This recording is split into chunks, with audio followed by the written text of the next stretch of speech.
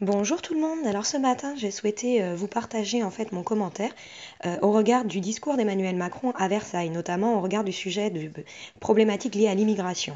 Donc voilà, c'est la chaîne BB Twister qui a diffusé. Bon, j'arrive pas à lui mettre de pouce à ce jeune homme ou à cette jeune fille. Donc voilà, j'ai voulu vous partager donc mon commentaire. Donc allez sur sa chaîne voir un peu que dit Emmanuel Macron. Mais moi j'ai voulu à travers toutes ces problématiques en fait juste sensibiliser les gens à quelque chose. C'est qu'au fond le problème des migrants c'est bien. Mais est-ce qu'il ne faudrait pas s'interroger sur la source des problèmes? Pourquoi est-ce qu'aujourd'hui les gens immigrent? Pourquoi est-ce qu'on a des flux de personnes qui migrent massivement à un instant T?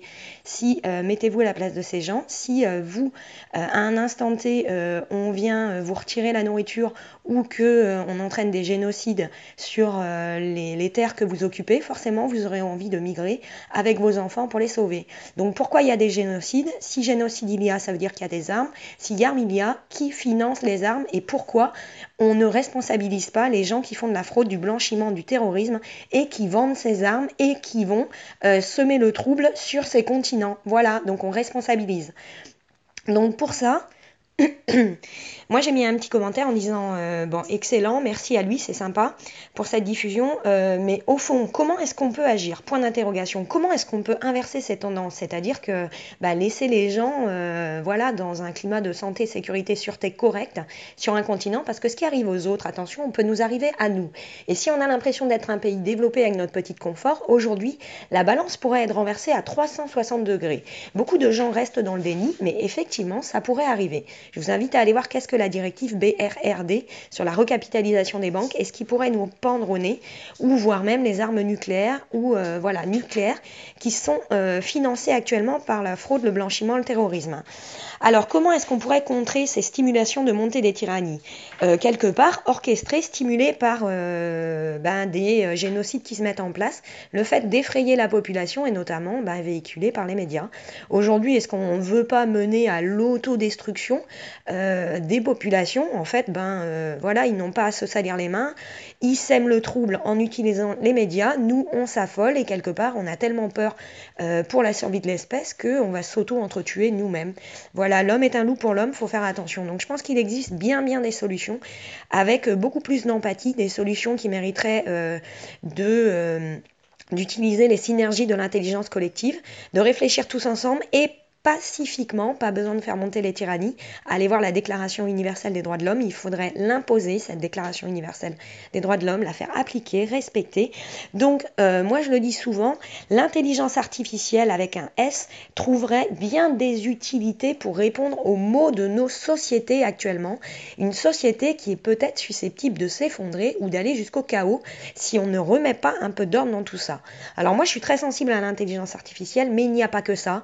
Il y a également les possibilités de régresser. Je vous laisse aller voir les castes. Donc qu'est-ce qu'on pourrait faire avec tout ça? Déjà, il est urgent de mettre sur les open source la démocratisation des référés liberté. Les référés liberté, allez voir, au tribunal administratif, vous n'avez besoin d'aucun avocat, vous pouvez émettre des requêtes, c'est-à-dire constituer un dossier quand vous jugez que vos droits liberté sont entachés, entravés. Au tribunal administratif, par exemple à Paris, ils ont 48 heures pour prendre une décision au regard de vos dossiers. Donc balancez. Pareil au Conseil de l'Europe et autres, vous avez des requêtes électroniques, donc conservez la traçabilité de vos requêtes et si besoin il y a, allez déposer plainte contre l'État, osez le faire, osez. Et il faut vraiment massivement agir. Alors moi, j'ai pas beaucoup d'idées, j'ai les miennes, vous avez les vôtres, mais il faudrait vraiment qu'on se concentre sur des mêmes solutions et qu'on aille tous dans la même direction. Donc 1, démocratiser les référés liberté. 2, pareil, démocratiser en informatisant le RIC sur l'open source. Voilà, allez voir ce que c'est le RIC, c'est très intéressant. Imposer également la transparence de toutes nos institutions sur l'open source, c'est-à-dire Internet, pour pouvoir les auditer, les contrôler. Aujourd'hui, nos États, nos institutions, en fait, labellisent, certifient des entreprises, etc., des groupes, vont auditer les banques, s'assurent de la conformité. On sait bien que les banques ne sont pas en conformité. Aujourd'hui, spéculent avec nos comptes de dépôt à fort levier. C'est ce qui crée effectivement l'endettement. À côté de ça, ils se reversent des dividendes. Donc on voit bien qu'au plus haut niveau, il y a une vérification et des audits, des contrôles qui sont complètement corrompus en bas de la pyramide. Donc en fait, il faut inverser la tendance de Big Brother et il faut imposer que toutes nos institutions, nos élus, mettent sur l'open source le fonctionnement de leur processus et les dépenses publiques. Et nous-mêmes, nous pourrions contrôler, auditer, pareil pour les lois. Et après ça, il faut également automatiser rapidement le droit pour les obliger à le respecter, les appliquer. Le droit et la priorité à mettre en place, c'est déjà les déclarations universelles des droits de l'homme, incluant les droits des enfants. Vite, vite, vite et vite. Ça, c'est à informatiser. Et on doit trier le droit et abolir tous les droits non-sens qui appuient les conditions de privilège. Je ne vois pas pourquoi des hauts dirigeants ne payent pas d'impôts, notamment. Ça, c'est du non-sens évident. Donc, il y a plein de choses à restaurer. Référé liberté, il faut le demander. Le prélèvement à la source, c'est pareil. Code monétaire et financier, sécurité des comptes de cantonnement, c'est contre respect des droits et libertés, le prélèvement à la source de l'impôt. Parce que en cas de problème, vous n'aurez plus que vos yeux pour pleurer s'il arrive quelque chose et on vous ponctionnera jusqu'au bout. Pareil, la BRRD, cette directive qui vise à sauver les banques par l'argent et notre argent en banque, c'est hors cadre légal. Nous ne sommes pas les premiers responsables. Voilà pourquoi je parle de l'obligation de créer et nous devrions exiger rapidement la création d'un tribunal qui soit indépendant de groupes restreints, des gouvernements, des nations, des oligopoles. Pourquoi ? Pour responsabiliser hautement tous les élus, les banques, les institutionnels, la BCE, la Banque Centrale Européenne, la Fed également, toutes ces personnes qui ont créé de l'argent sur un système qui est un contresens mathématique et qui est adossé à aucune création de valeur. Évidemment que ça va péter, ça va s'effondrer et que c'est ceux qui sont au bas de la pyramide, voilà, ceux qui sont à l'extrémité de la cordée, qui n'auront plus qu'à utiliser la corde pour se suicider. Est-ce que c'est pas vers là qu'on les pousse actuellement ? Il y a trop de gens en souffrance, donc il faut responsabiliser au plus haut. Il faut responsabiliser ceux qui tuent en vendant des armes, qui stimulent le blanchiment, fraude, terrorisme, etc. Aujourd'hui, on a le Bitcoin et toutes ces choses dont vous entendez parler. Ça nous offre une opportunité qui est majeure. Déjà, rien qu'avec ça, ça veut dire que sur Internet, on est capable de consulter qui sont ces grosses baleines.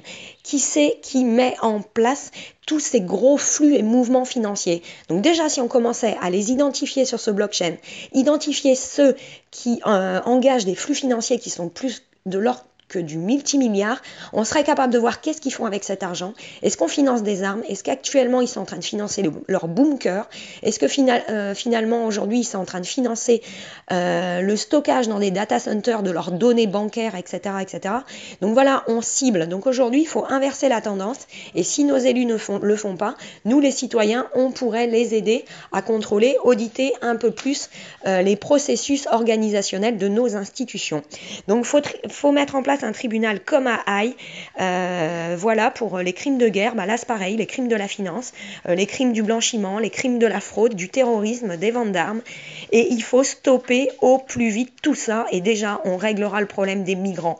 Voilà, si on responsabilise les fauteurs de troubles, déjà ça devrait empêcher les gens de devoir prendre des bateaux ou de mettre leurs enfants dans des camions ou dans des soutes, des enfants qui perdent la vie. C'est du non-sens et il faut taper sur les hauts responsables et les responsabiliser hautement et financièrement. Et si on les responsabilise déjà financièrement, les banques aujourd'hui, si elles sont capables de se reverser des dividendes qui sont juste explosifs, c'est que l'argent, il est bien là. Donc si à côté, elles affichent des taux de stress test et autres qui sont complètement défavorables et très risqués pour le citoyen, elles, à côté, elles ont l'air de se porter en bonne santé.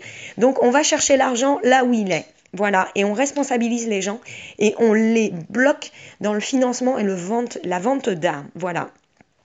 Allez, tribunal AI qui est à créer. Donc, condamner et utiliser ces fonds pour mieux répartir ses richesses. Voilà pourquoi je me demande pourquoi personne n'agit. Il y a tellement de solutions pacifiques, bilan. Il faut inverser Big Brother, c'est-à-dire décentraliser au plus vite les pouvoirs pour que nous, en bas de la pyramide, nous puissions contrôler ceux qui sont en haut de la pyramide. Voilà, tout simplement. Donc, grâce à Internet et l'intelligence artificielle, les blockchains, etc., nous serions capables, en fait, d'aller auditer ce qu'ils font et qui fait quoi, quand, pourquoi, comment. Voilà, et notamment où vont ces flux financiers. Donc quelque part, devenir citoyen, c'est être un acteur civique et voir pour votre civisme, on pourrait pousser beaucoup plus loin, on parle de revenus ou de salaire universel, etc. Quelqu'un qui est proactif dans la défense de la République, dans l'instauration d'une démocratie paritaire 3.0, on pourrait le récompenser avec des tokens. Et ça remplacerait la dépendance des citoyens pour le gouvernement, les États, et rendrait les gens beaucoup plus libres. Et qui dit liberté également d'expression, parce que quand vous avez que quelques deniers pour nourrir vos enfants par mois, forcément que vous n'osez pas parler pour faire respecter vos droits ou vos libertés. Aujourd'hui, utiliser un avocat et les compétences d'un avocat coûtent cher. On voit bien que très peu d'avocats souhaitent vous aider, donc les gens ne peuvent plus faire respecter leurs droits. Donc on est un peu vers de l'esclavagisme 3.0 qui se met en place. Donc eux, ils utilisent ces technologies pour mieux nous contrôler. Bien sûr, on va avoir des puces RFID dans la tête, on va se faire greffer des puces comme nos chiens, nos animaux, etc. Donc c'est à mon sens un peu inquiétant. Donc il est temps d'agir plutôt que de regarder la télé-réalité ou d'aller en vacances ou de consommer et d'avoir 15 000 voitures. Il y a à mon sens plus intéressant à faire. Voilà, agir ensemble, se responsabiliser pour moins dépendre du système, des groupes de pouvoir qui sont dits restreints, parce que l'homme reste un loup pour l'homme, il a un cerveau reptilien, l'homme aspire difficilement à la rationalité, donner plus à un enfant et il en voudra plus, malheureusement l'être humain est comme ça.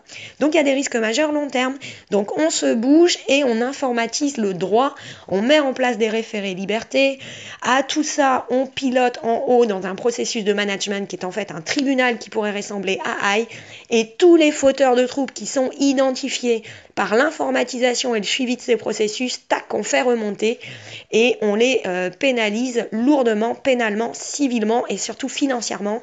Et grâce à l'argent récupéré, on répartit les richesses. Qu'est-ce qu'on dit? Yépa! Yépa! Allez, pour la protection des droits et libertés de nos enfants. À bientôt. Prenez soin de vous et comme je dis souvent, prenez soin des autres et prenez soin des enfants de cette planète. Aucun n'a demandé ce qui lui arrive actuellement.